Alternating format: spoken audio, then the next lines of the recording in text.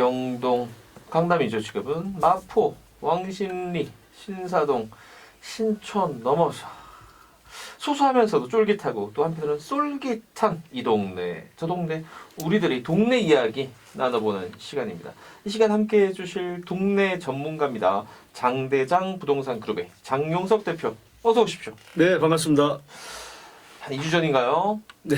첫 시간으로 이제 압구정 찍어서 이렇게 해봤고, 그렇다면 오늘은 어디냐 궁금한데 이거 서울을 쭉 가로질러서 위로 올라갔습니다 오늘. 오늘은 강북을 지나서 일산으로 가보겠습니다. 지금 이제 뭐 3기 얘기하고 있는데 3개 신도시요. 이게 이제 최초의 신도시들 중에 하나였어요. 어떤 게 있었죠 그때? 남쪽으로는 분당, 네.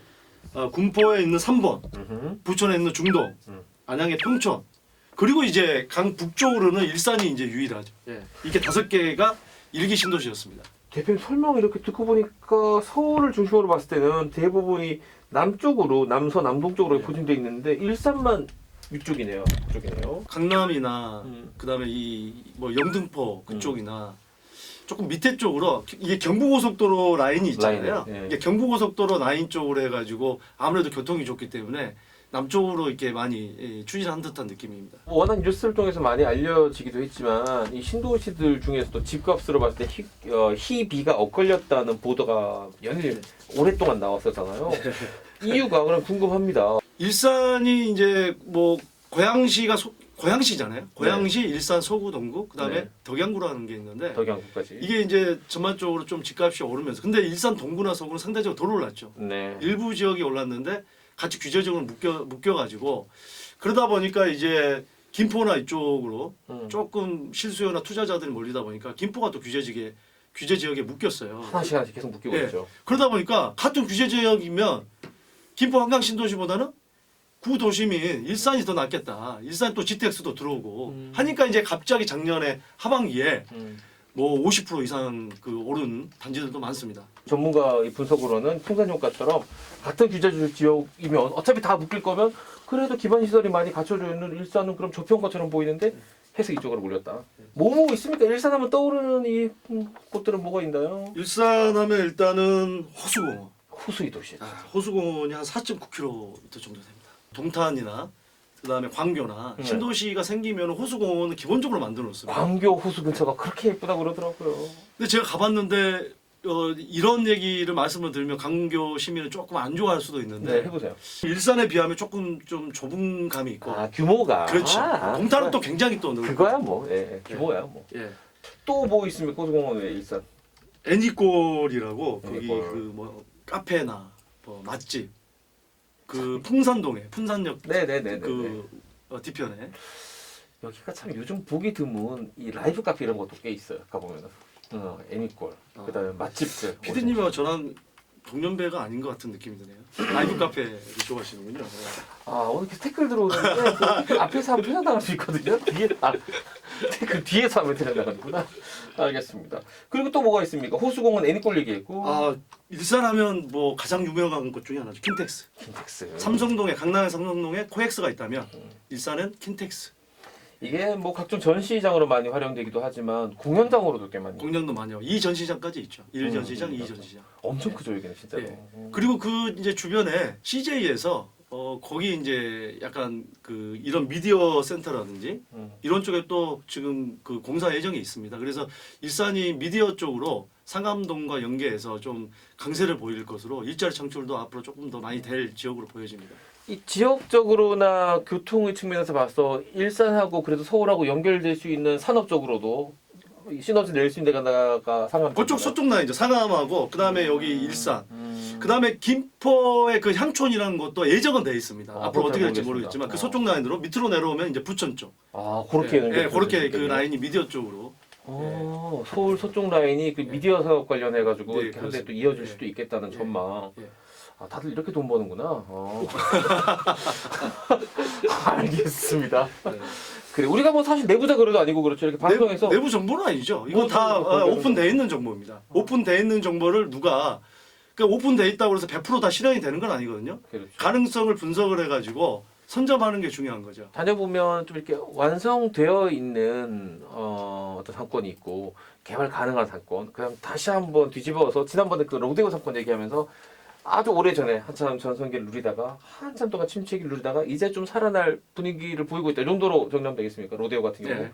일산은 어떻게 평가해야 됩니까? 지금 말씀하신 이런 지역들은. 우리가 큰 틀에서는 전반적으로 지금 가는 상가 이쪽이 음. 매수하시려는 분 입장에서는 공실이 많이 생겼단 말이에요. 지금 특히나 때문에. 코로나 전에도 사실은 경제가 많이 안 네. 좋아진 상황에서 조금 공실이 많았는데 코로나 이후로 더 많아졌어요. 그래서 그런 부분을 좀 살펴봐야 되는데 그래도 우리가 이 학원가는 내가 못 먹고 못 살지언정 자식들은 교육은 잘 시키겠다고 하는 게 우리 그 한국 분들의 기본적인 마인드잖아요. 네네. 그래서 그런 측면에서 볼 때 이 학원가는 그래도 그렇게 나쁘지 않다 이렇게 보여지고 그 신도시로 비교를 하면 얼마 전에 그 제 지인이 그런 질문을 하더라고요. 잠실에 그 친구가 잠실에 사는데 네. 잠실에 그 뭐 재건축되는 아파트에 그 아파트 단지 내 상가를 네. 사서 네. 본인이 무슨 거기서 무슨 영업을 하면 어떻겠냐 네네네. 그런 질문을 하던데 차라리 그거보다는 주변에 기존에 있는 상권을 차라리 더 저렴하게 요즘 저렴하게 나올 수 있는 확률이 높잖아요. 네. 권리금도 그런 많이 상권을 받았고. 차라리 공략을 해라. 왜냐하면 신규 상권은 비싸게 분양을 하는 게 일반적입니다. 다 그렇지는 않지만 일반적으로. 하지만 구상권은 지금 이제 조금 어렵다 그러면 싸게 나올 수가 있죠. 근데 아파트라는 것은 일단은 아파트 내 상가는 아파트는 어느 지역이나 웬만한 지역은 특히 이런 어떤 상권이 형성되어 있는 구 중심지 같은 경우는 분양은 아주 잘 됩니다. 그러면은 이 상가는 나중에 천천히 하거든요. 좀 비싼 가격에. 그게 일반적이에요. 예, 그런 측면에서 볼 때 신규 분양보다는 구상권은 좀 저렴하게 사는 게 또 상권이 다 이미 형성이 돼 있는 지역이니까 네. 눈으로 볼 수가 있잖아요. 네. 주식하고 부동산 시장이 닮은 점도 있고 다른 점도 있는데 우리 흔히 이제 처음에 공모하면 따상이라고 해서 처음에 막 공모 시작하면 2배 되고 3배 되고 막 올랐다가 한번 쑥 꺼졌다가 다시 시작하거든요. 오늘 SK 바이오사이언스 따상 먹었습니다. 그러니까요. 지금 녹음하고 있는 게 지금 현재 시간 목요일인데 결국 또 그러다가 또 다들 알고 있죠. 이게 계속 올라갈 수는 없으니까 한번 크게 한번 더 빠졌다가 또 좀 오르고 이게 있는데 부동산도 마찬가지로 아파트 처음 분양했을 때는 상당히 높게 팔았다가 그렇죠. 제자리를 찾아갔다가 다시 좀 오를 수도 있고 이런 상황인 거네요. 특히 신도시 같은 경우는 좀 그런 확률이 높습니다. 신도시는 더 상권이 그 자리 잡기까지 시간이 꽤 걸리거든요.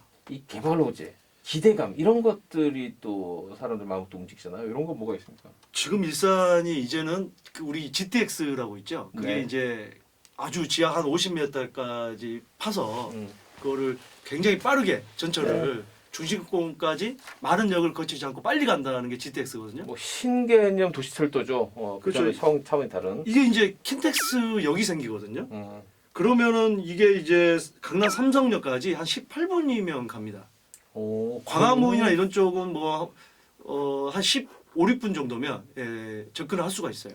최근에 생긴 9호선 라인도 보면 그 9호선 생기고 나서 흑석동이라는 동네 자체가 완전히 흔히 말하는 체급이라 그러잖아요. 체급이 달라지지 않았습니까? 와, 그 9호선 물론 거기가 이제 재개발돼서 신규 아파트입니다만 네. 그 지금 30평대가 20억이 넘어가거든요.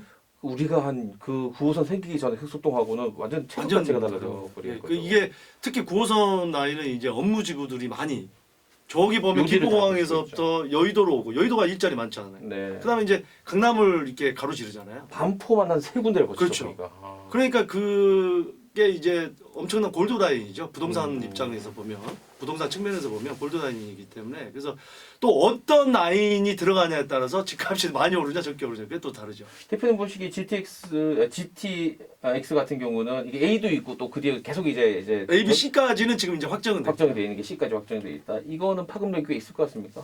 꽤 크죠. 왜냐하면 지금도 지금 경기권에서도 전반적으로 뭐 집값이 많이 오르기도 했지만 특히나 많이 오르는 지역이 GTX 여기 들어설 예정지에 그 근방에 있는 단지들이거든요. 그게 이제 서울의 접근성 그런 어떤 심리적인 효과가 큰 거죠 그만큼. 알겠습니다.